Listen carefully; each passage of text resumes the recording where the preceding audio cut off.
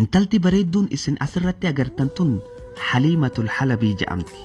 Dhalattuu biyya Suuriyaati.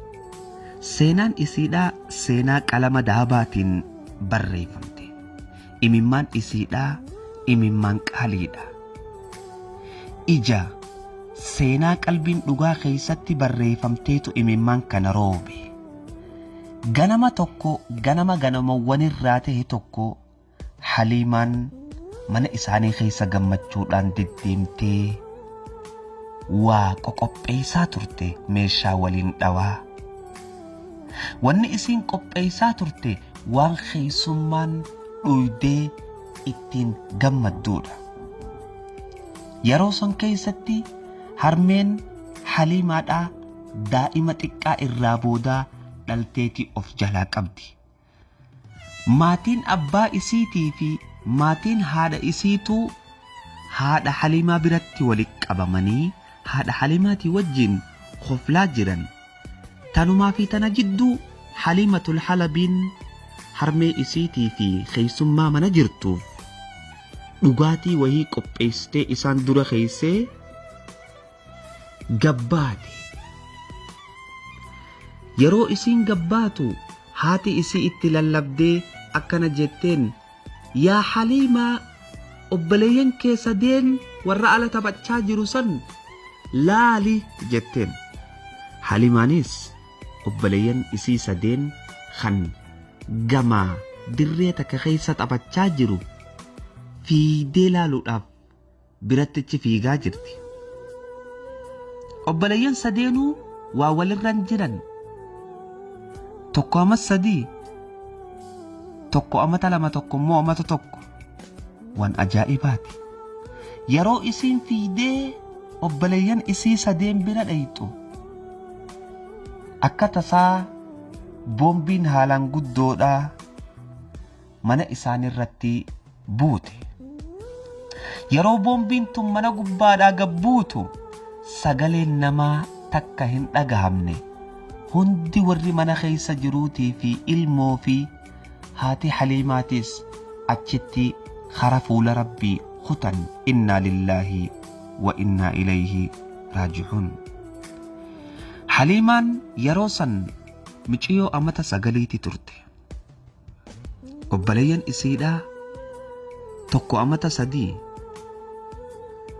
tokko immoo amata 2 fi wayi, kaan ammoo xiqqishaan ganaa amata guutee baatii wahii achi lakkaawwachaa jira. Yeroo kana maatiin isii dhuftee isii sossobdu isii bira hin jirtu. Haliimaa bira maatiin isii tan gama abbaatii fi tan gama haadhaatiis waan haati ulmabaa qabduuf jecha haadha biratti walitti qabamanii gammadaa turan. Akka tasaa balaa guddoon itti buutee faamilii isii guutuu addunyaarraa khara fuula Rabbii galchite. Rabbiin balaa akkanaarraa anaa fi isinis haatiisu. Duba seenaan Haliimatul Halabii asirraa eegalti. Haliimatul Halabiin akkuma bareeddee obboleeyyan isii sadeen ofitti qabdeen sa'aa lamaa ol obboleeyyan isii qoma isii jidduutti marattee isaanumarratti booche. Obboleeyyan sadeen maaltu maal tahee maaltu dhoohee ummaa teenyaa du'eehii ebaluu du'eehii quba hin qaban. Yeroo kana Haliimaan intala xiqqoo bareedduu amata 9ti. Obboleeyyan isii fudhattee biyya san keessaa baate karaa ganda nagayaa. Hoggaanii fi ganda haaraa tokko dhayxu. Obboleeyyan isii qabattee walirran jirre. Tokko duyda kaayyattee kaan harkatti qabattee miciyyoon amata 9. Harka lamaanitti obboleeyyan lamaan qabattee tokko duyda kaayyattee deemtiin. Yeroo kana osoo deemaa jirtuu aayyoon guddoon takka tan ulee qabattee tirachaa jirtu daa'imtitti amata 9 tan ilmaan sadii ba'attee deemtu hoggaa agarte yaa ummaa aayyoo jetteen nama guddaa wahiiti. Yeroo kana daa'imtittiin isachi dhaabbattee mataa achi gara galchitee laaluu eegalte. Yeroo kana karaarraa achi maqanii karaa gaaddisa tokko dhadhaabbatanii aayyoo guddoo ulee qabattee gamaa as deemtu eegan.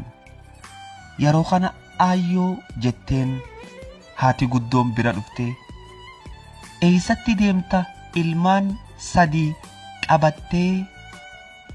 Yeroo kana gatteeysee Haliimas gatteeysiftee waan isaan mudate irraa odeeyfatte. Haliimaan waan isii mudate hunda takka takkatti himuu eegalteef yaa aayyoo jetteen anaa akkana tahaa jiru obboleeyyin kiyya laaluudhaaf gad baanan boombiin guddoon dhuftee mana keenya irratti buutee maatii tiyya akka jirtutti na jalaa fixxe. Ani karaan deemuu hin beeku akkaan tahuu hin qabu daa'ima xiqqaa kana amma beelaaf booya yaa ummaa guddoo harma qabaadhee luysisu nyaata harkaa qabaadhee daa'ima kanatti hin kannu akkaan godhu hin beeku dachiin naan garagalteetumaan biyyaan hin beeyne dhufee usee deemu jira rabbii kiyya irratti irkadhee jetteen Haliimatul Halabiin aayyoo guddoodhaan.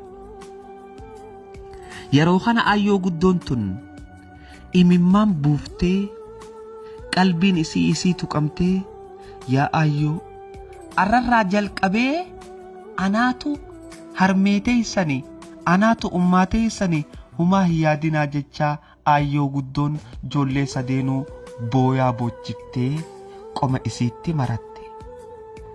Haliimaadhaan wajjiin ijoollee sadeen qabdee manatti galte. Akka tasaa hammeenya nasiiba ijoollee tanaa aayyoo guddoon tun waa qabeenyallee gehaa hin qabdu.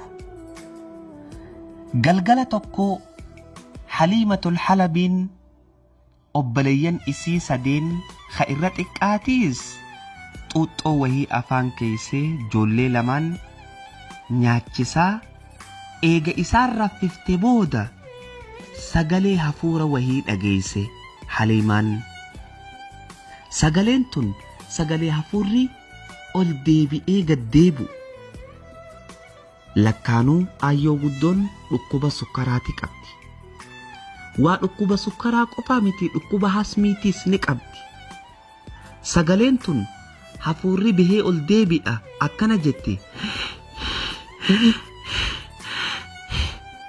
Haliimaan bakka sagaleen tun irraa dhawwaayixu laaluudhaaf mana keessa suuta deemuu eegalte.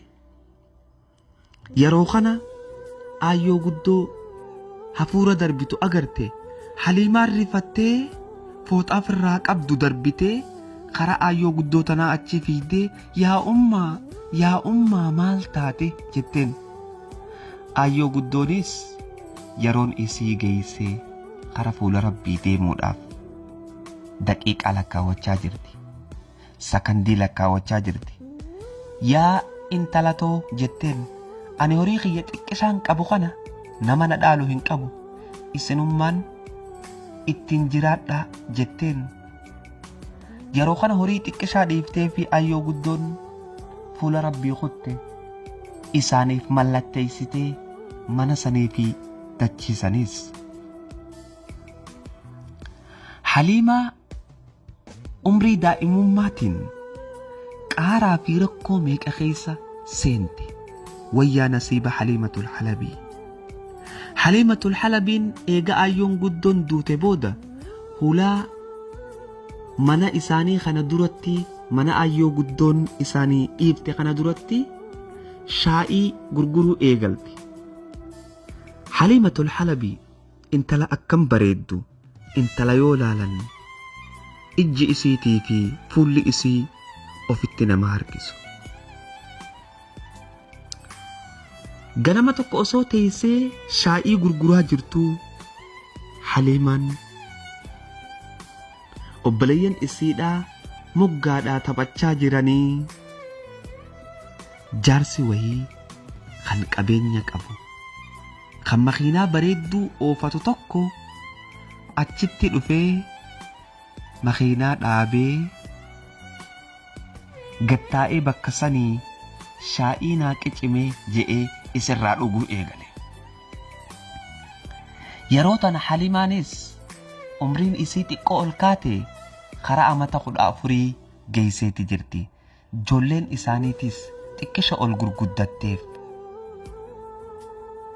Yeroo tana Halimaan fuula isii bareedaa saniin eega shaa'ii qicceef booda hoodho obboleessa kiyya jettee hoggaatti kannitu.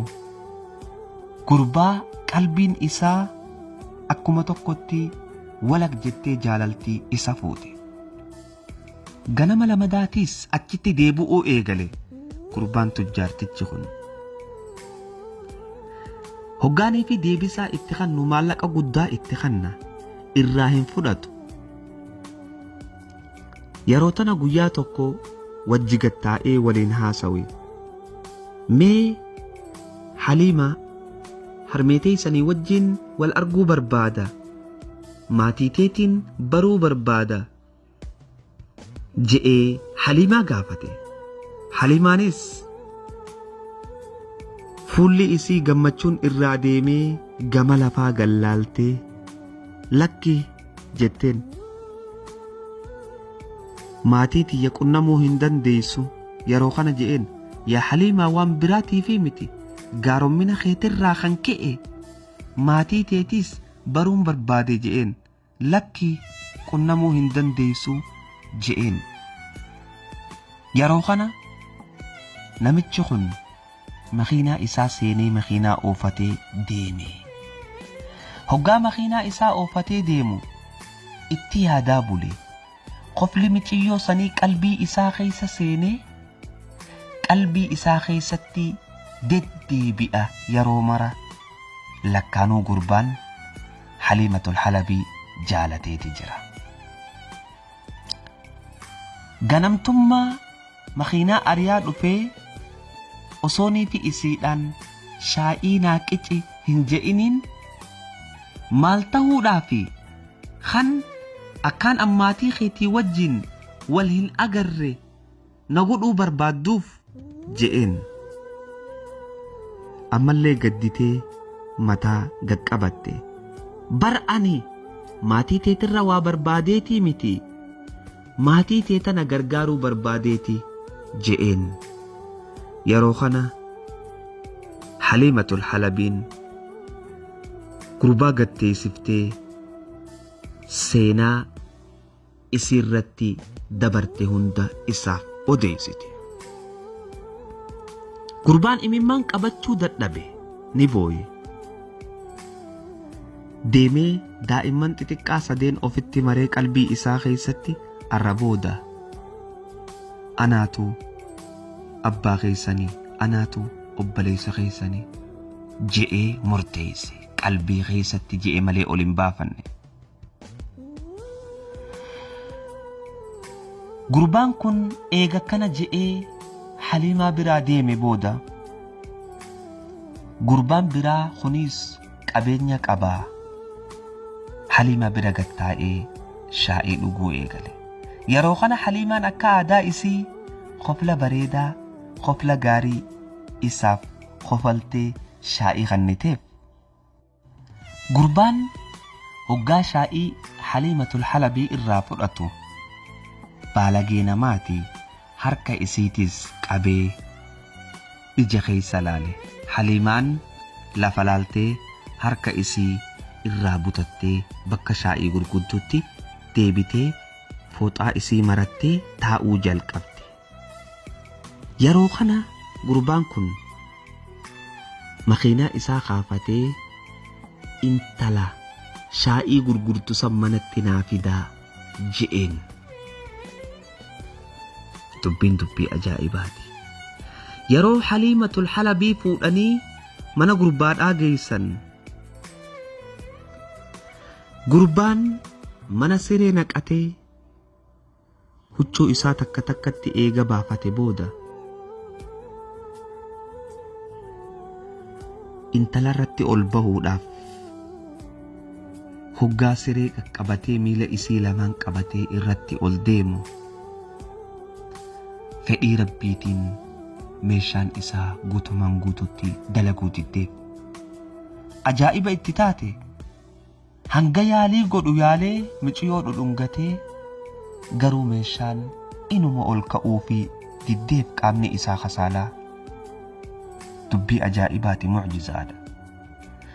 Yeroo kana miciyoo tana kay huccuu tee kaayyadhu je'eeni huccuu kaayyachiisee sababaa wanni tun taateef naa himuu dandeessaa je'een Haliimaa. Yeroo kana Haliimaan seenaa isiidhaa itti himte. Qalbiin isaa tuqamtee ijji isaa imimmaan roobde. Haliimaan inna lillaahi wa inna ilayhi raaji'uun, lakkii obboleessa kiyya waan rabbiin fedhe malee hin taatu jetteen gurbaadhaan. Gurbaan maal itti feete je'een. Yaa obboleessa kiyya, ani wanniniin bakka shaa'ii san taa'eef yataamaa guddisuu fi rabbiin ammoo miskiina isaa hin daganne waan ati narra dalaguu barbaadde akka ati hin dalayne ka godhee si dhoorke anaa miti jetteen. Rabbii tokkicha. Osuma akkasitti haasawaa jiranii taajirtichi reefuun tana qalbii keessatti anaa abbaa isinii taha, anaa haadha isinii taha, anaa obboleessa isinii taha isaanii je'e san mana ol seene. Dubbiin dubbii ajaa'ibaati. Haliimaa fi gurbaa waliin ta'aa jiru arge. Yeroo kana Haliimaa laalee je'een, hay Haliimaa as jirtaa? Bar bakka ati dalaydu san dhaqeetiin si dhabee obboleeyyan kee gurbaa tokkootu makiinaan fuudhee kuteen naan ja'anii si dhabnaan firraa kara mana kootii deebi'ee je'een. Subhaanallah. Yeroo kana niin jira jetteen. Gurbaan isii fuudhee mana fidate obboleessa gurbaa isaaniif yaadu jiru kana. Yeroo kana waan ta'e ittiin himne Haliimaan intala haaqila. Hoggaa kana je'een, yaa Haliimaa waan isii qopheessee jira, akka hadiyyaa obbolummaatti narraa ni fudhattaa je'ee intaloo gaafate. Mee maali jetteen? Jiruu tiyyaa fi guutuu qabeenya kiyyaa isiniifin hadiyyaa kanneenarraa fudhattanii je'een. Gurbaan akkana Haliimaadhaan je'u kun gurbaa uteela guddaa magaalattii san keessaa qabu. Yeroo kana waan rabbiin fedhe malee hin taatu yaa obboleessa kiyya, nu furadhu jetteen. Sireereefu zinaan irra dalagamuu kaate kan rabbi dhoorke Haliimaan jaarsa isiitii wajjiin halaaliin irra rafte. Haliimaan kararra teesseeti shaa'ii gurguruu turte. Yeroo xiqqoo booda rabbi isaaniif dabarsee uteelli magaalaa san keessaa guddaadhaa kan Haliimaatii fi kan obboleeyyan Haliimaadhaa ta'e. Haliimatul Halabii seenaan isii seenaa dahabaan barreeffamtu. Seenaan Haliimaadhaa seenaa qalama dahabaatiin barreeffamtu kan daftara daa'immantii gubbatti barreeffamtu. Seenaa namni qalbii qabu waa irraa baratu. Seenaa tanarraa akka isin waan gaarii barattan abdiin qaba. Hamma seenaa biraatiin walitti deebinutti assalaamu alaykum wa rahmatullaahi wa barakaatu. Nagayatti naa tura. Warri maatii chaayinaala keenyaa hin ta'in chaayinaala keenyaaf maatii ta'uu hin dagatina. Subscribe, like